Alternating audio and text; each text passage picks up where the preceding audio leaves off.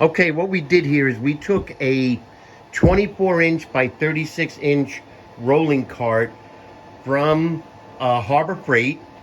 We got it for $79. In our case, we got it with a $25 coupon off. So 79 minus 25 is $61. It was a good deal.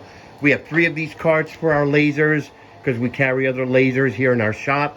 But here we took the D1 and we mounted it on a piece of wood, which is attached, I shouldn't say attached, but laying on top of the rolling cart. The wood itself is 28 inches by 36 inches, and it allows more than enough room to put the D1 on with the cover that we just got, okay?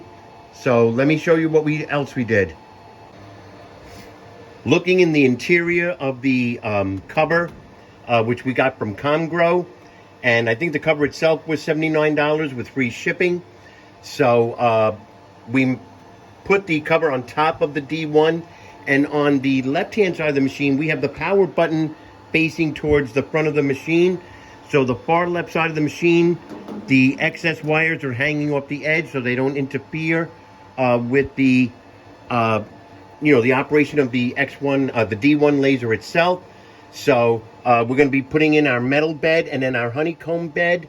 And then we have more than enough room to store our rotary, which is going to be here in a couple of days. We got in the RA2 upgraded rotary. We're not going to be using the original one that came with it. And also we're going to put little boxes here and secure them for tools and stuff like that. But we wanted something that was mobile for the entire station so we can move it around the shop.